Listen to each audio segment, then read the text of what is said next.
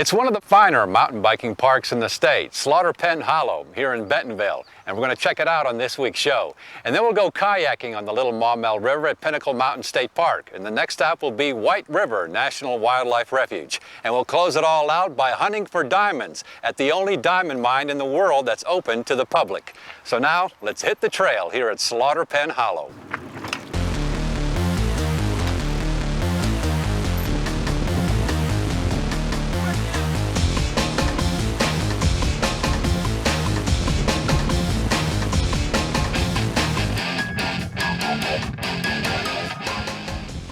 The Slaughter Pen Hollow Mountain Bike Complex is located only a couple of miles north of the Bentonville Square near the intersection of Business 71 and Northwest A Street.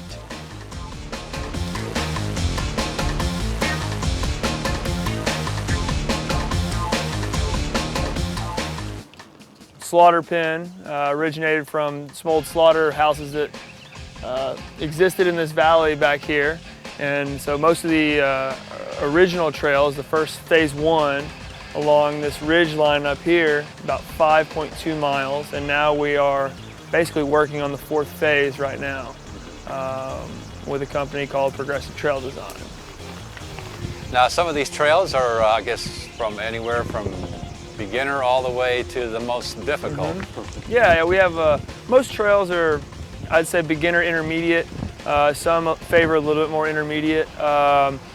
Most of the trails do have alternate lines, which some more of the advanced or expert riders, will attempt or ride those more often than a lot of the main lines.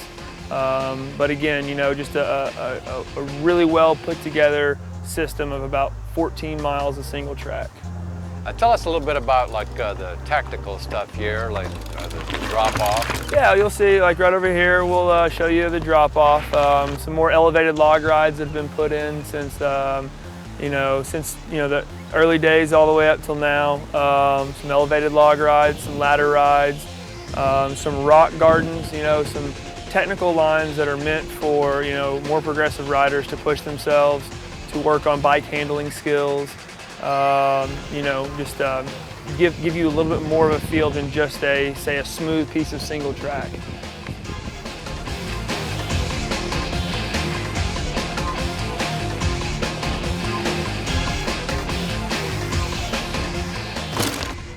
And should you get tired of biking on the single track, Slaughter Pen also offers a free ride or freestyle area if you really want to cut loose.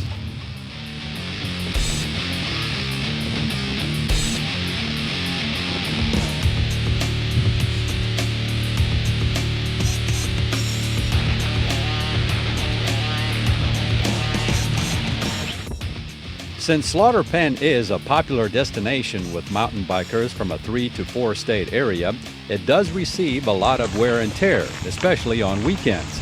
So maintaining the park's trail system is critical.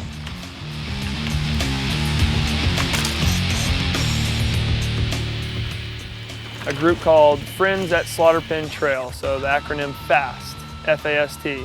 And we have over 40 active members now, and basically we maintain these trails once a month through a work day. We all come out 8 to noon, do a big work day, get 40 people out on the trails, 14 miles of single track. You can really take care of quite a bit. And then, in between, just very conscientious, trail riders, like myself, knock what we call a baby head out of the way, a small, like a big rock, fist-sized rock or bigger, knock it out of the way, or a down limb, go ahead and move it out of the way, while not removing trail obstacles that are meant to be there. But yeah, a great organization that puts on the annual Slaughter Pen Jam Festival out here.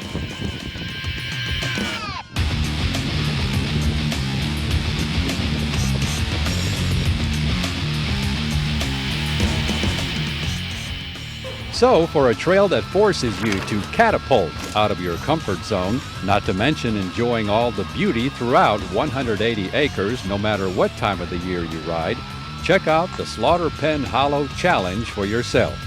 You'll keep wanting to come back for more.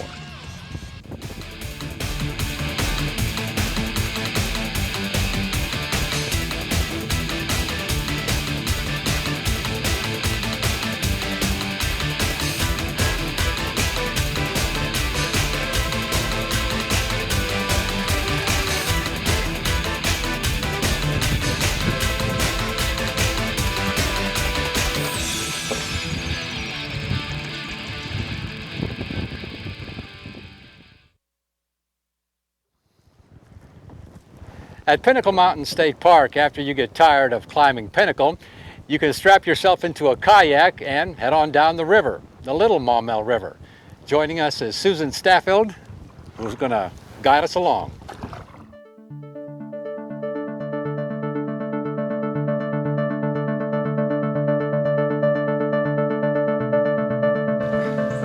We already got turtles, so that was good. There's a couple little baby turtles. After shoving off, it doesn't take long until you start seeing some glimpses of wildlife, especially turtles, sunning themselves on logs. Ah yes, the life of a turtle.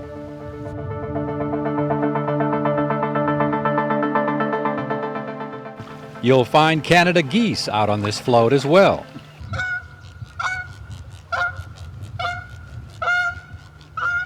Also, the sounds of songbirds to serenade you.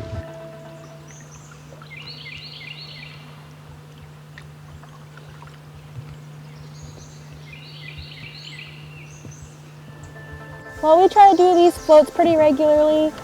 We rent canoes, we do guided floats. It's just a fabulous river to paddle on. There's a lot of wildlife to see, a lot of different trees, and just some really beautiful scenery of Pinnacle Mountain State Park. And the route is about what, 4.5 miles? Our guided float route is about 4.5 miles, and we try to paddle around a little bit once we're down there and look for a good place to eat lunch, and then we'll paddle down a little bit farther and backtrack back. You were telling me about the changes here on the river. Yeah, it's a really interesting river to paddle because up by the park, by our picnic area, it tends to be more of a flowing river, a little bit skinnier. As you go downriver, you get closer to the Arkansas River and the dam that's on the Arkansas River. So it almost turns into a little bit of a cypress swamp. Gets very deep, very wide. There's a little critter behind you over there. Oh yeah, that's a broad-banded water snake. See, I knew the first wildlife creature that we'd see is probably a water right. snake. That's one of our really common snakes to Yeah. see out here. Not venomous, but they can be kind of mean.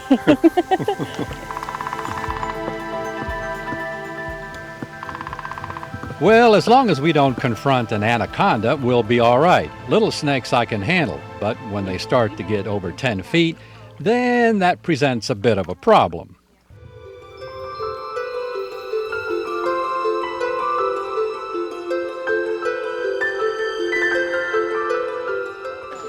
So I guess for a family outing, this is kind of an average decent float then. Yeah, it's really great because in a canoe you can take your family with you. In a kayak you got to be a little bit older because you got to paddle on your own.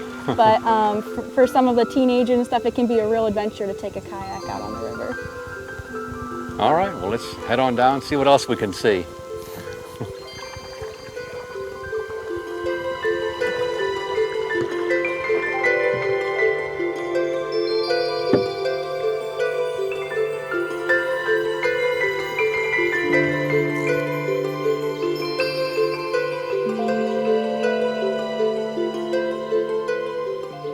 What makes this float trip so unique is that normally folks don't expect to experience a wilderness-type float like this just minutes away from Little Rock. But if you're pressed for time and only have, say, 3 hours max or so, then this is the way to go.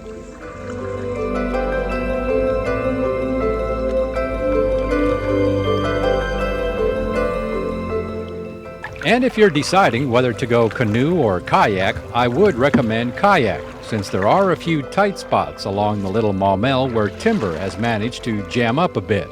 But all in all, a decent float, so close to Little Rock.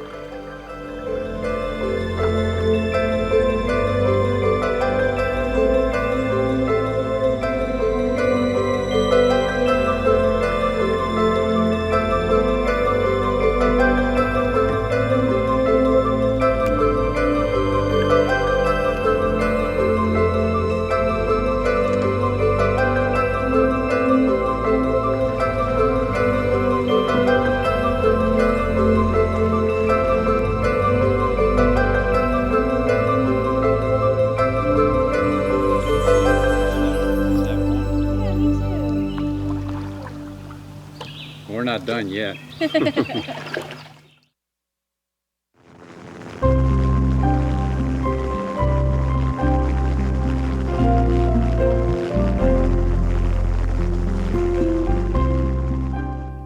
Averaging 3 to 10 miles wide and almost 90 miles in length most certainly qualifies the White River National Wildlife Refuge to be the state's largest. The refuge also contains the largest number of native black bears, more than 200, and Arkansas's largest tree, a bald cypress 120 feet tall and more than 13 feet in diameter.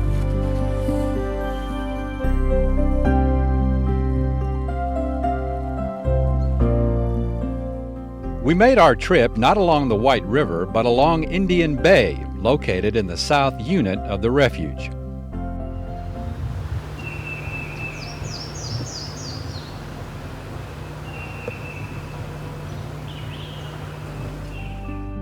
The refuge now contains 160,000 acres and is viewed as the largest remaining tract of bottomland hardwoods left in the lower Mississippi alluvial valley. That size and the value of those bottomland hardwoods as a forested wetland is recognized around the world, and the Ramsar Convention on Wetlands has recognized it as a wetlands of international importance, primarily for its migratory bird value as well as biodiversity and just the wide range of flora and fauna that we have here.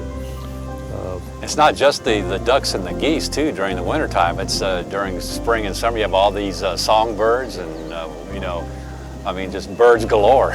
Sure, it is a very valuable and productive habitat for not only wintering waterfowl, mallards, a lot of people that's what they think of the Delta of Arkansas, but these large tracts of bottomland hardwoods are critical habitat for nesting songbirds. And a lot of these birds winter in Central and South America, and then they come back here to nest. The warblers and ovenbirds and parulas, cuckoos, a lot of different birds that use this habitat for their nesting areas. And maybe somewhere the ivory bill, but that's a whole different story. Yeah, maybe somewhere there's one out there or a pair still out there. Well, tell us about the importance of the flooding here that you know that we see all along. The flooding is really what is the dynamic driving force of this bottomland hardwood habitat. It is the force that shape the topography, or what we call geomorphology, and you look out across the delta and you think it's flat, but there's little subtle inundations and little drainage patterns and little ridges and little swales that were all created by this annual flood pulse and flooding. And so that shapes the landform of the bottoms, and just minor variations in that flooding determines what vegetative species we have, and they are all capable of withstanding different depths and duration of flooding. So out across the floodplain, there is a variety of tree species that are adapted to that particular site, and some species as much as a foot or two of variation will change which species would occur on that site. So the flooding shapes the landform, determines the vegetation that's on the floodplain, and then it is really the driving engine that nourishes the system, brings in new sediments every year. And from an aquatic standpoint, it is really the habitat, that flood pulse. We're here in the spring. This is excellent, what we call floodplain fishery habitat, that in these years like we are having now, when we have a prolonged spring flooding, the availability of fishery floodplain habitat for spawning and early development of fish fry this is excellent habitat. And in those flood years, we have the number of acres of available habitat increases many-fold. So we know in the years when we have a good spring flood that the fishery reproduction is excellent, and that shows up in the following years in those age classes of fish.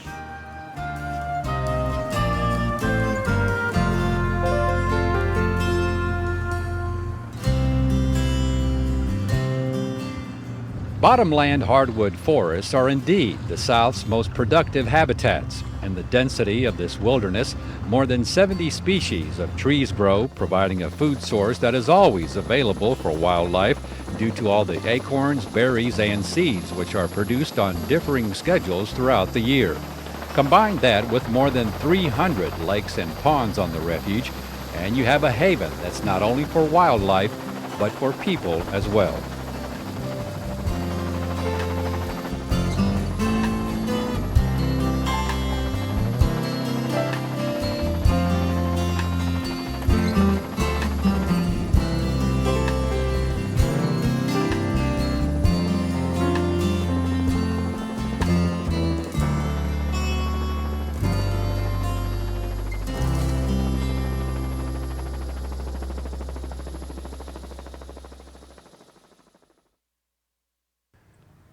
It's the only place in the entire world where you and I can come dig for diamonds and keep what we find. The Crater of Diamonds State Park near Murfreesboro. For some, it only takes one visit. Others aren't so lucky, such as myself. I've been coming here countless number of times and have yet to find a diamond. Maybe today, just maybe, will be my lucky day.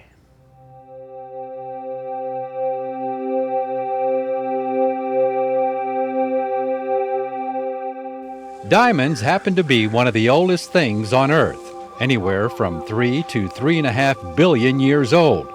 This 37-acre field is the eroded surface of an ancient volcanic pipe that 100 million years ago brought to the surface diamonds and other semi-precious stones, making the crater a rockhound's paradise.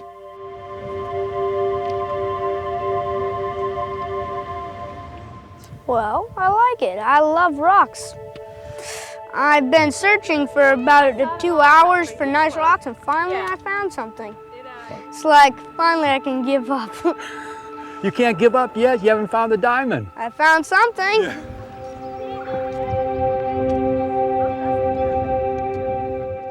We live in New Hampshire and we saw it in Vacation magazine several years back, and we just sort of offhandedly said that someday we would come here, and someday is this week, so that's why we're here. It's the reason we came to Arkansas, and we thought it would be a good time for the kids. They like to dig, and hopefully we can make that pay off. That's right. Like most parents would wish. Now you have a system here between you and your husband, I understand? Yeah, I'm hoping that he's digging deep where nobody else has dug, and then I'll sift and get messy. And we brought a change of clothes. We knew that this would be messy. We didn't realize it would be as tough as it is, because the dirt is really thick and it's clay. So they don't usually tell you that in the magazines.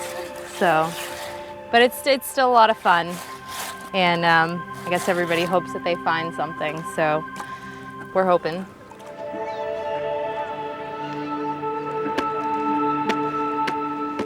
From far and near they come here, some for the better part of half of their lives, and have even written books about it.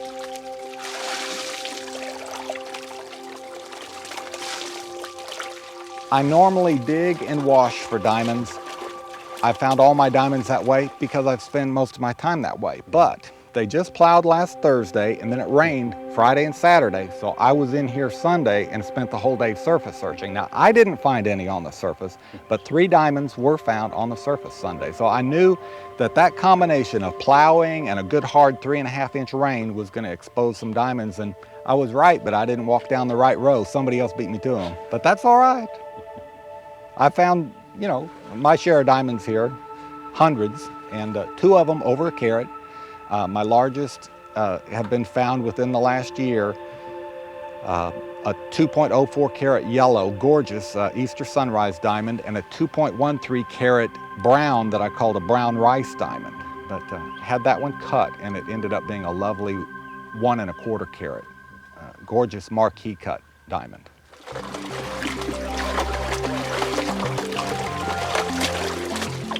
I'm amazed at how little kids will find diamonds out here. They've outdone me, and I've been doing this for years, but You tell a kid there's diamonds out in this field to be found, and they believe you, and they go out and they're determined they're going to search till they find a diamond. And a lot of them do. It's amazing the diamonds that kids have turned up out here. But adults, sometimes you think, well, it sounds too good to be true, so there probably aren't diamonds out here, and then they don't find something. But on the contrary, there was a lady from Pennsylvania here March 31st of 2010 that came out here, and a half an hour after reaching the park for the first time in her life, stepped over to Beatty's Hill and kicked some rocks with her toe, and a 3-carat diamond rolled out, a beautiful yellow that weighed 3.17 carats. So she did better in a half an hour than I've done in 32 years. But that's kind of the beauty and excitement and amazement of the places. You never know when or where a diamond's going to turn up, and how big, how pretty, what color. That's what's fascinating about it. Be nice if I could just come up with a big diamond right now. Every year, nearly 1,000 diamonds are found here at the crater. This particular day, a father and son outing proved quite successful with this nice 2 3/4 carat gem. We've been here before. We've been here last year. We were here for about 4 days, and then we came here again this year because we were on vacation. Decided to stop in here again, and this is our second day here. We're really going to stay for probably 2 days. So we've been sifting through the stuff with the sluicing box all day, and we decided after a while just to stop looking through, just do some surface looking. And we were walking around, and I wanted to walk down one particular aisle, and I just stopped to look at some little piece of mica, and I found a diamond in someone's shoe print. It was just a little tip sticking up, but when I dug it out, it was pretty big. Moments before, I said, we're walking, we haven't found anything, but we're walking on diamonds, and people are walking on dozens or hundreds of diamonds, and they don't even know it. And lo and behold, only look down at something, and there, somebody's shoe print. There it is. Now, if at the end of the day here you don't find your diamond, there is an alternative. You can pick up one of these in the gift shop. Not too shabby, about 100 carats. The biggest diamond found in the United States was found right here at the Crater of Diamonds, a 40 1/4 carat diamond found in 1924, and they named it the Uncle Sam diamond. But the biggest diamond ever to be found in the United States is going to be found right here too, that will outdo that. There may be a diamond up to 200 carats found here someday, and when a tourist turns up that 200 carat diamond, there's going to be standing room only at this park. Everybody's going to want to be out here then. But I've decided to come before the crowd hits, and maybe I'll be the one to find that 200 carat diamond.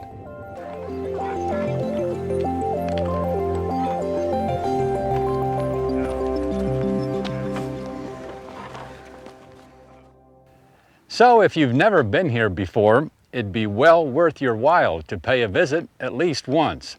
You never know. That one time may be all it takes.